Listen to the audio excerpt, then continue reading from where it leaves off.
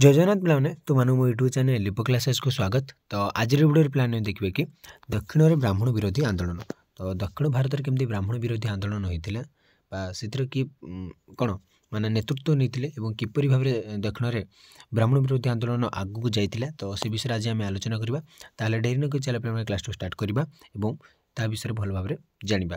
तो देख विंश शताब्दी आरंभ सुधा अणब्राह्मण मैंने इतिहास में द्राविड़ सभ्यता दि जाता नीच पदवी पर प्रश्न उठाइबा आरंभ करते। तो विंश शताब्दी सुधा जो अणब्राह्मण मैंने थे जो द्राविड़ सभ्यता दि जाता नीच पदवी तो द्राविड़ सभ्यता जो नीच पदवी दि जाए से प्रश्न उठाइबा आरंभ कले। माड्रास अधिकांश अणब्राह्मण नेता राजनीतिक क्षमता और सरकारी प्रभाव आकांक्षा करने को लगिले। तो जो माड्रास अधिकांश अणब्राह्मण नेता माने जी ब्राह्मण नेता नथिले अणब्राह्मण माने से कौन राजनीतिक क्षमता और सरकारी प्रभाव से आकांक्षा करने को लगिले। 1855 मसीह माड्रास प्रेसिडेन्सी जिला प्रशासन उपर स्तर 305 पदवी मध्य 237 ब्राह्मण मैंने धारण करते। तो आम जदि 1855 मसीह कथा देखा से कहते ना पे ना माड्रास प्रेसिडेन्सी जो जिला प्रशासन उपर स्तर जो जिला प्रशासन जिला जो संभाल जिला प्रशासन तो जानिछ है। तो जिला प्रशासन जो संभाल जो उपर स्तर पदवी थी 305 पदवी से 237 पदवी किए ब्राह्मण मैंने धारण करते ब्राह्मण कर्मचारी मैंने थे। प्रथमतः सरकारी सेवार अणब्राह्मण मान हिंदू स्थिति ब्राह्मण मान संख्या सहित ब्राह्मण मान संख्या शक्ति सहित बहुत कम थिला। द्वितीयतः कौन थी 1896-1912 वर्ष मध्य अणब्राह्मण मान हिंदू मैंने निजर स्थिति हराइते जितेबाला कि ब्राह्मण मैंने स्थिति यथेष उन्नति आते। तो अणब्राह्मण हिंदू मैंने जे कि ब्राह्मण नुहति कि हिंदू से स्थिति से समय एत किसी भल नाला स्थिति सुदृढ़ नाला जितेबाला कि ब्राह्मण मान स्थिति बहुत उन्नति आसी। तो से किसी ना किसी आंदोलन करने लगिले से कौन से बाधा लगे से कष्ट लगे। कारण देख अणब्राह्मण मान को बहुत कम सीट दि जाता बहुत कम पदवी से अधिष्ठित होते ब्राह्मण मैंने बहुत अधिक पदवी पाते बहुत बड़ बड़ सेवा बड़ बड़ उपर स्तर जिला प्रशासन हो जेकोसी से अधिक पदवी ग्रहण करुले। तो 1909 मसीह प्रारंभ में माड्रास सहर में 2 जन वकील पी सुब्रमण्यम एवं एम पुरुषोत्तम नायडू माड्रास अण ब्राह्मण संघ शीर्षक एक संगठन गठन करने चेष्टा करते जो संघ स्पष्ट भाव में अणराजनैतिक थिला। तो ये गोटे अणराजनैतिक संघ थिला किए मिसिकी गोटे माने कौन संघ गठन करने चेष्टा करते पी सुब्रमण्यम 2 जन वकील से एम पुरुषोत्तम नायडू से माने माड्रास अण ब्राह्मण संघ माने अण ब्राह्मण मानक नहीं गोटे से संघ गठन करने को चेष्टा कले। तो गोटे संगठन कौन गठन करने चेष्टा करते जो संघ कि गोटे अणराजनैतिक संघ थिला है। एपर एक संघ संपूर्ण सामाजिक प्रगति परिकल्पना कर समाजर प्रगति परिकल्पना कर उपरोक्त घोषणा किसी दिन पर भी भान्नमुथु जुक्ति देते दक्षिण भारतर अणब्राह्मण माने समस्त द्राविड़ वंशधर तेणु से माड्रास अणब्राह्मण संघ बदल माड्रास द्राविड़ संघ नाम ग्रहण करने परामर्श देले।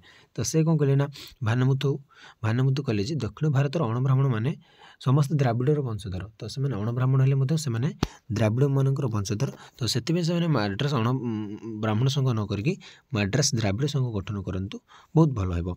तो माड्रास द्राविड़ संघ अणब्राह्मण मान मध्य एक लोकप्रिय संगठन होगला पी थियागोराया चेट्टी एवं डॉक्टर टेन नायर परी अणब्राह्मण मान राजनेता दृष्टि आकर्षण कला। तो एम 2 जन थे कौन ना अणब्राह्मण राजनीति किए ना यह पी के थियागोराया चेट्टी और डॉक्टर टी.एम. नायर। तो एम 2 जन थे अणब्राह्मण नेता एम को बहुत भल लगी संगठनटा। तो से जोग देते अणब्राह्मण मान साहय करेंगे। तो पेरियार एवीव रामास्वामी नायकर नेतृत्व में आत्मसम्मान आंदोलन। तो आत्मसम्मान आंदोलन कौन देख ना 1927 मसीह माड्रास गत समय पेरियार रामास्वामी नायकर गांधी ब्राह्मण समर्थक और वर्णाश्रम समर्थक धर्म वक्तव्य खुशी नथिले आर्यवाद ब्राह्मणवाद हिंदू धर्म एक घृण्य समालोचना आरंभ करते। तो यहाँ भल नथिले। तो गांधी जो ब्राह्मण समर्थक और वर्णाश्रम समर्थक धर्मटा तो सेटा कौन ना पेरियार रामस्वामी नायकर को भल लगी नाला विश्वास था यह शूद्र आदि द्राविड़ एवं महिलाओं अनेक पराधीनता गठन करता यहाँ से पराधीनता सृष्टि करता ब्राह्मण मान स्वाधीनता मिलता बट माने कौन स्वाधीनता कौन से बहुत पावरफुल थे समाज से समय किंतु अणब्राह्मण मैंने पावरफुल व शक्तिशाली नथिले। तो यहाँ गोटे ଖରାପ ଲାଗିଥିଲା ପେରିୟାର ରାମସ୍ୱାମୀ ନାୟକରଙ୍କୁ। ତେଣୁ ସେ ସ୍ୱାୟତ୍ତ ଶାସନ ବା ଭାରତର ସ୍ୱାଧୀନତା ପୂର୍ବରୁ ବା ସ୍ୱାୟତ୍ତ ଶାସନ ପୂର୍ବରୁ ଆତ୍ମସମ୍ମାନ ଆବଶ୍ୟକ ଥିଲା ଏବଂ ଏହାର ବିଚାରଧାରା ଦ୍ରାବିଡ଼ ପ୍ରାଚୀନତା ଏବଂ ତାମିଲ ସଂସ୍କୃତି ପ୍ରତି ଗର୍ବର ଭାବନା ଉପରେ ଆଧାରିତ ଥିଲା। ତ ଏହି ଆନ୍ଦୋଳନ ଦକ୍ଷିଣ ରାଜ୍ୟ ବିରୋଧୀ ସାଂସ୍କୃତିକ ପ୍ରତୀକ ସଂସ୍କୃତି ଭାଷା ଏବଂ ସାହିତ୍ୟ ଉପରେ ତୀକ୍ଷ୍ଣ ଆକ୍ରମଣ କରିବାର ଆରମ୍ଭ କରିବାରେ ସ୍ପଷ୍ଟ ଥିଲା। ତ ରାମାୟଣର କାହାଣୀରେ ରାବଣକୁ ଜଣେ ଦୁଷ୍ଟ ଦ୍ରାବିଡ଼ ଏବଂ ରାମକୁ ଜଣେ ଆଦର୍ଶ ଆର୍ଯ୍ୟ ବୋଲି କୁହାଯାଇଛି। ତ ଏଇଟା କ'ଣ ହେଲା ନା ଆମ ଯେଉଁ ରାମାୟଣର ଯେଉଁ କାହାଣୀ ଅଛି ପିଲାମାନେ ତ ସମସ୍ତେ ଜାଣିଥିବ ରାମାୟଣଙ୍କ ବିଷୟରେ। ତ ରାବଣ କ'ଣ କରିଥିଲେ ନା ଜଣେ ଦୁଷ୍ଟ ଦ୍ରାବିଡ଼ ସେ ଜଣେ ଥିଲେ ଏବଂ ରାମ ଥିଲେ ଜଣେ କ'ଣ ଆଦର୍ଶ ଆର୍ଯ୍ୟ ବୋଲି ସେଠାରେ ଦର୍ଶାଯାଇଛି। ଏହା ମଧ୍ୟ ସେମାନଙ୍କ ମାନସିକତା ଆଘାତ ଦେଇଥିଲେ କାହାକୁ ନା ଦ୍ରାବିଡ଼ମାନଙ୍କୁ ଦେବ, କାରଣ ରାବଣଙ୍କୁ କୁହାଗଲା ଦୁଷ୍ଟ ଦ୍ରାବିଡ଼, ସେ ତ ମଧ୍ୟ ବ୍ରାହ୍ମଣ ଜଣେ ନା, ତ ତାଙ୍କୁ କାହିଁକି ଦୁଷ୍ଟ ଦ୍ରାବିଡ଼ କୁହାଗଲା ଏବଂ ରାମ କାହିଁକି ଗୋଟେ ଆଦର୍ଶ ଆର୍ଯ୍ୟ ବୋଲି କୁହାଗଲା, ତାଙ୍କୁ ସେଇଟା ତାଙ୍କ ମାନସିକ ଏଇଟା ଆଘାତ ଦେଇଥିଲା। ତ 1930 ଦଶକରେ ମାଡ୍ରାସ ଅଣବ୍ରାହ୍ମଣ ସଂଘ ଧୀରେ ଧୀରେ ଅଧିକ ଶକ୍ତିଶାଳୀ ହେବା ସହିତ ଅଣବ୍ରାହ୍ମଣ ଆନ୍ଦୋଳନ ଏହାର ଆକର୍ଷଣରେ ଅଧିକ ମୌଳବାଦୀ ଏବଂ ଲୋକପ୍ରିୟ ହେଇଗଲା। ତ ଧୀରେ ଧୀରେ 1930 ମସିହା ବେଳକୁ ଏଇ ଯେଉଁ ଅଣବ୍ରାହ୍ମଣ ସଂଗଠନ ବା ଯେଉଁଟା କୁହାଗଲା କ'ଣ ନା ମାଡ୍ରାସ ଦ୍ରାବିଡ଼ ସଂଘ ହେଲା, ମାଡ୍ରାସ ଦ୍ରାବିଡ଼ ସଂଘଟା ଧୀରେ ଧୀରେ କ'ଣ ଅଧିକ ଶକ୍ତିଶାଳୀ ହେବାକୁ ଲାଗିଲା। ତ ବ୍ରାହ୍ମଣୀ ପୂଜାରୀମାନଙ୍କୁ ବର୍ଜନ କରିବା ଉପରେ ଅଧିକ ଗୁରୁତ୍ୱ ଦିଆଗଲା। ମନସ୍ମୃତିକୁ ସାର୍ବଜନୀନ ଭାବରେ ପୋଡ଼ିବା ଏବଂ ନିମ୍ନ ଜାତିର ଲୋକମାନଙ୍କୁ ପ୍ରବେଶ ବାରଣ କରାଯାଇଥିବା ମନ୍ଦିରରେ ବଳପୂର୍ବକ ପ୍ରବେଶ କରିବାର ପ୍ରୟାସ ଅଧିକରୁ ଅଧିକ ଘଟଣା ଘଟିଥିଲା। ତ କ'ଣ ନା ବ୍ରାହ୍ମଣ ପୂଜାରୀମାନଙ୍କୁ ସବୁ କ'ଣ ବର୍ଜନ କରିବେ, ମାନେ ମନ୍ଦିରରେ ବ୍ରାହ୍ମଣମାନେ ପୂଜା କରିବେ ନାହିଁ। ମନସ୍ମୃତିକୁ ସାର୍ବଜନୀନ ଭାବେ ପୋଡ଼ି ଦିଆଗଲା, ମାନେ ଯେଉଁଟାକି ଆମ ହିନ୍ଦୁ ଧର୍ମର ସବୁଠାରୁ ଗୋଟେ ମୁଖ୍ୟ ଗ୍ରନ୍ଥ। ତ ମନସ୍ମୃତିକୁ ମଧ୍ୟ ସାର୍ବଜନୀନ ଭାବରେ ପୋଡ଼ିଦେବା ଏବଂ ନିମ୍ନ ଜାତିର ଲୋକମାନେ ଯିଏକି ମନ୍ଦିର ଭିତରେ ପ୍ରବେଶ କରାଯାଉନି ତାଙ୍କୁ ବଳପୂର୍ବକ ପ୍ରବେଶ କରିବାର ପ୍ରୟାସ ମଧ୍ୟ ଅଧିକରୁ ଅଧିକ ହେଲା। ତ ସେଇଟା ବହୁତ ପାୱାରଫୁଲ୍ ହେଇଯାଇଥିଲା ଆମର କେଉଁଟା ନା ଯେଉଁ ଦ୍ରାବିଡ଼ ସଂଘଟା ହେଲା, ମାଡ୍ରାସ ଦ୍ରାବିଡ଼ ସଂଘଟା। ତ 1937 ମସିହାରେ ରାଜଗୋପାଳଚାରୀଙ୍କ ନେତୃତ୍ୱରେ କଂଗ୍ରେସ ସରକାର ପ୍ରଦେଶରେ ହିନ୍ଦୀକୁ ଏକ ବାଧ୍ୟତାମୂଳକ ବିଦ୍ୟାଳୟ ବିଷୟ ଭାବରେ ପ୍ରଚଳନ କରିବା ପ୍ରସ୍ତାବ ଦେଇଥିଲେ। ତ 1937 ମସିହାରେ ଶ୍ରୀ ରାଜଗୋପାଳଚାରୀଙ୍କ ନେତୃତ୍ୱରେ କଂଗ୍ରେସ କଲେ ଯେ ହିନ୍ଦୀଟା ଗୋଟେ ବାଧ୍ୟତାମୂଳକ ବିଦ୍ୟାଳୟ ବିଷୟରେ ସେଇଟା ଗୋଟେ ଆଡ଼୍ କରିଗଲେ, ହିନ୍ଦୀଟା ସମସ୍ତେ ନେବାକୁ କମ୍ପଲସରି। ଏହା ବିରୁଦ୍ଧରେ ମାଡ୍ରାସ ସହରରେ ବିଶାଳ ପ୍ରଦର୍ଶନ ହୋଇଥିଲା। ତ ଏଇ ଯେଉଁ ହିନ୍ଦୀ ଭାଷାଟା ମାନେ ସବୁ ବିଦ୍ୟାଳୟରେ ଯେଉଁ କ'ଣ ମାନେ କମ୍ପଲସରି ବା ବାଧ୍ୟତାମୂଳକ କରାଯାଇଥିଲା, ସେଥିପାଇଁ ଗୋଟେ ବହୁତ ବଡ଼ ପ୍ରଦର୍ଶନ ହୋଇଥିଲା। ହିନ୍ଦୀକୁ ତାମିଲ ଭାଷା ଏବଂ ଏହାର ଭାଷାଭାଷୀମାନେ ନଷ୍ଟ କରିବାକୁ ଚାହୁଁଥିବା ଏକ ଦୁଷ୍ଟ ଶକ୍ତି ଭାବେ ଚିହ୍ନଟ କରାଯାଇଥିଲା ଏବଂ ଏହା ସହିତ ତାମିଲ ଭାଷା ଆନ୍ଦୋଳନ ଉଚ୍ଚବର୍ଗରୁ ସାଧାରଣ ଜନତା ପର୍ଯ୍ୟନ୍ତ ବ୍ୟାପିଥିଲା। ତ କ'ଣ ହେଲା ନା ହିନ୍ଦୀକୁ ତାମିଲ ଭାଷା ଏବଂ ଏହାର ଭାଷାଭାଷୀକୁ ନଷ୍ଟ କରୁଛି, ମାନେ ସେମାନେ ଭାବିଲେ ଯେ ହିନ୍ଦୀ ଭାଷାଟା ତାମିଲ ଭାଷାକୁ ନଷ୍ଟ କରିଦେଉଛି ବା ତାମିଲ ସଂସ୍କୃତିକୁ ନଷ୍ଟ କରିଦେଉଛି ଏବଂ ତାଙ୍କର ଭାଷାଭାଷୀମାନଙ୍କୁ ନଷ୍ଟ କରିବାକୁ ଚେଷ୍ଟା କରୁଥିବାରୁ ସେମାନେ ହିନ୍ଦୀ ଗୋଟେ କ'ଣ ନା ଗୋଟେ ଦୁଷ୍ଟ ଶକ୍ତି ଭାବରେ ଚିହ୍ନଟ କଲେ ଏବଂ ଏହା ସହିତ ତାମିଲ ଭାଷା ଆନ୍ଦୋଳନ ଉଚ୍ଚବର୍ଗରୁ ସାଧାରଣ ଜନତା ପର୍ଯ୍ୟନ୍ତ ବ୍ୟାପିଥିଲା। ତ ଏହି ରାଜନୀତି ଅଭିଯାନ ଧୀରେ ଧୀରେ ଏକ ପୃଥକ ଭୂମି କିମ୍ବା ଦ୍ରାବିଡ଼ ନାଡ଼ୁ ବା ଗୋଟେ ଦେଶ ପାଇଁ ଦାବିରେ ସେ ପରିଣତ କଲା, କହିଲେ ଆମକୁ ଗୋଟେ ଅଲଗା ଦେଶ ଦିଆଯାଉ, ଆମେ ଗୋଟେ ଅଲଗା ଦେଶ କରି ଆମେ ରହୁ, ତା ନ୍ୟାୟ ଦିଆଗଲା କ'ଣ ଦ୍ରାବିଡ଼ ନାଡ଼ୁ ଭାବରେ ଗୋଟେ ଦେଶଟେ ତିଆରି କରିବା ପାଇଁ ସେମାନେ ପରିଣତ ହେଲା। ମାନେ କ'ଣ ହେଲା ନା ବୁଝିପାରିଲ ନା ପିଲାମାନେ, ଏମାନେ ଯେତେବେଳେ ହିନ୍ଦୀଟାକୁ କମ୍ପଲସରି କରିଥିଲେ ସେଇ ରାଜଗୋପାଳଚାରୀ, ତ ସେ କ'ଣ କଲେ ନା ହିନ୍ଦୀଟାକୁ ପ୍ରତ୍ୟେକ ବିଦ୍ୟାଳୟ ବାଧ୍ୟତାମୂଳକ କରିଥିଲେ। ତ ଏମାନେ ଟିକେ ରାଗିଗଲେ, କହିଲେ ହିନ୍ଦୀ ଆମ ଭାଷା ଆମ ସଂସ୍କୃତି ଅପଚୟ କରୁଛି ବା ଆମ ଭାଷାଭାଷୀମାନଙ୍କୁ ନଷ୍ଟ କରିବା ପାଇଁ ଚେଷ୍ଟା କରୁଛି। ତ ସେ ଗୋଟେ ଦୁଷ୍ଟ ଶକ୍ତି ଭାବରେ ଭାବିଲେ ଏବଂ ସେମାନେ କହିଲେ ଆମକୁ ଗୋଟେ ଅଲଗା ଦେଶ ଦିଆଯାଉ, ଆମ ଦେଶର ଆମର ଗୋଟେ ଭାଷା ରହିବ ଏବଂ ଆମେ ଅନୁସାରେ ଚଳିବୁ। ତ ଜଷ୍ଟିସ୍ ପାର୍ଟି ଆନୁଷ୍ଠାନିକ ଭାବରେ ଦକ୍ଷିଣ ଭାରତୀୟ ଉଦାର ଫେଡେରେସନ୍ ବ୍ରିଟିଶ ରାଜର ମାଡ୍ରାସ ପ୍ରେସିଡେନ୍ସି ହେଲା, ଏଇଟା ଗୋଟେ ରାଜନୈତିକ ଦଳ ଥିଲା ହେଲା। ଏହା 20 ନଭେମ୍ବର 1916ରେ ମାଡ୍ରାସର ଭିକ୍ଟୋରିଆ ପବ୍ଲିକ୍ ହଲ୍ରେ ଡକ୍ଟର ସି ନାଟେଶା ମୋଦାଲିଆରଙ୍କ ଦ୍ୱାରା ପ୍ରତିଷ୍ଠିତ ହୋଇଥିଲା ଏବଂ TNRP ଏହାର ସହ ପ୍ରତିଷ୍ଠାତା ଥିଲେ। ତ କ'ଣ ନା ଜଷ୍ଟିସ୍ ପାର୍ଟି ହେଲା, ଜଷ୍ଟିସ୍ ପାର୍ଟି ବୋଲି ଗୋଟେ ଥିଲା ହେଲା, ସେ ଗୋଟେ ଦକ୍ଷିଣ ଭାରତୀୟ ଉଦାର ଫେଡେରେସନ୍ ଥିଲା ଯିଏକି ବ୍ରିଟିଶ ରାଜ ଯେତେବେଳେ ବ୍ରିଟିଶମାନେ ରାଜ କରୁଥିଲେ ଭାରତରେ, ତ ସେତେବେଳେ ସେ ଗୋଟେ ରାଜନୈତିକ ଦଳ ଥିଲା ଜଷ୍ଟିସ୍ ପାର୍ଟି ହେଲା। ଏହା 20 ନଭେମ୍ବର 1916ରେ ହେଲା, 20 ନଭେମ୍ବର 1916ରେ ମାଡ୍ରାସର ଭିକ୍ଟୋରିଆ ପବ୍ଲିକ୍ ହଲ୍ରେ ଶ୍ରୀ ନାଟେଶା ମୋଦାଲିଆରଙ୍କ ଦ୍ୱାରା ପ୍ରତିଷ୍ଠିତ ହୋଇଥିଲା ଏବଂ ତା'ର TM ନାୟାର ଥିଲେ, TM ନାୟାର ପି ଏହାର ସହ ପ୍ରତିଷ୍ଠାତା ଥିଲେ।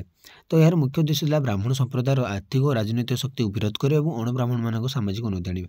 ତ ଏହାଙ୍କର ମୁଖ୍ୟ ଉଦ୍ଦେଶ୍ୟ ଥିଲା ଏଇ ଯେଉଁ ଜଷ୍ଟିସ୍ ପାର୍ଟିର କ'ଣ ନା ଅଣବ୍ରାହ୍ମଣମାନଙ୍କର ସାମାଜିକ ଉନ୍ନତି ଆଣିବା ଏବଂ ଆର୍ଥିକ ଓ ରାଜନୈତିକ ଶକ୍ତିକୁ ବ୍ରାହ୍ମଣମାନଙ୍କର ଆର୍ଥିକ ଏବଂ ରାଜନୈତିକ ଶକ୍ତିକୁ ବିରୋଧ କରିବା। ଅଗଷ୍ଟ 1944 ଜଷ୍ଟିସ୍ ପାର୍ଟି ଏହାର ନାମକୁ ଦ୍ରାବିଡ଼ କାଜାଗମ୍ ବା ଡିକେରେ ପରିଣତ କରିଦେଲେ, ଯାହାର ପ୍ରାଥମିକ ଉଦ୍ଦେଶ୍ୟ ଏକ ପୃଥକ ଅଣବ୍ରାହ୍ମଣ କିମ୍ବା ଦ୍ରାବିଡ଼ ଭୂମି ପ୍ରାପ୍ତ ହେବା କଥା ହେଲା। ତ ମାନେ କ'ଣ ତାମିଲକୁ ଗୋଟେ ବା ତାମିଲନାଡ଼ୁକୁ ବା ଦ୍ରାବିଡ଼କୁ ଗୋଟେ ଅଲଗା ଭୂମି କରିବା ପାଇଁ ସେମାନେ କଥା ହେଲା। ତାମିଲ ଓ କେରଳରେ କାଜାଗମ୍କୁ କାଡେଗମ୍ ବୋଲି କୁହାଯାଏ, କାଡେଗମ୍ ବୋଲି କୁହାଯାଏ। ତେଣୁ କାଜାଗମ୍ର ବାସ୍ତବ ଉଚ୍ଚାରଣ ହେଉଛି କାଡେଗମ୍, काटेगम बोली कहुए काजेगम जो कहे आम यहाँ काटेगम बोली कहुचे यार एक प्रकार नाम हूँ द्राविड़ काटेगम। यह जनसमर्थन पाइबा अणब्राह्मण जाति मध्य समानतार चिंताधारा प्रचार करथिला है से जनसमर्थन पाइबा अणब्राह्मण जाति मानक से मनरे गोटे समानतार गोटे चिंता जे आम समस्त सामान ब्राह्मण अणब्राह्मण कौन सेमती से गोटे आनी अणब्राह्मण मध्य रक्षणशील लोक मैंने या विरोध करते है केते जे रक्षणशील लोक मैंने अणब्राह्मण मान मध्य से विरोध करते एभि रामस्वामी को एप्रिल 1433 भाईकम सत्याग्रह में अंशग्रहण करने गिरफ्त कर जेल दंड जाता जहाँ एक हिंसात्मक आईन अमान्य आंदोलन था जहाँ भाईकम मंदिर निम्न जातिर लोक मान बाद विरुद्ध में प्रतिवाद करथिला। तो ये जो आमर कौन एभि रामस्वामी पेरियार तो से कौन एप्रिल 1433 गिरफ्त कराला कौन पाइना भाईकम सत्याग्रह जो अंशग्रहण करते तो से गिरफ्त करागला गिरफ्त करके जेल दंड दि जाता जहाँ गोटे हिंसात्मक अहिंसात्मक आईन अमान्य आंदोलन थिला जहाँ भाईकम मंदिर निम्न जातिर लोक मान बाद विरुद्ध से प्रतिवाद करथिला।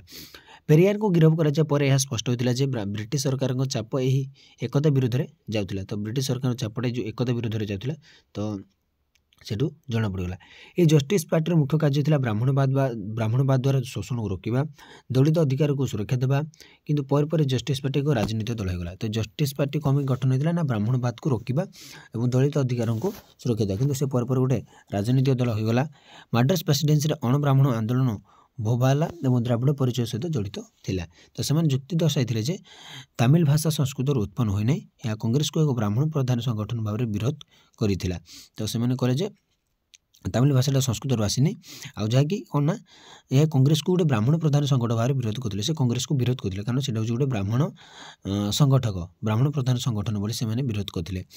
कांग्रेस और यार असहयोग कार्यक्रम विरोध कर जस्टिस पार्टी 1920 निर्वाचन लड़वर कौन द्विधा कर जहाँ कांग्रेस वर्जन पर डाकरा तो कांग्रेस वर्जन पर से डाकरा देता केवे 1920 मसीह से निजर निर्वाचन लड़ाई दिग्धा कर जस्टिस पार्टी 98 निर्वाचित आसन मध्य 36 जीति और शेष में माड्रास सरकार गठन कर सफल है। तो 1920 मसीह जो गोटे साधारण एमती गोटे नॉर्मल गोटे जो इलेक्शन होता है कौन 63 किए जीति ना जस्टिस पार्टी 98 आउ से माड्रास सरकार गठन कर सफल होता।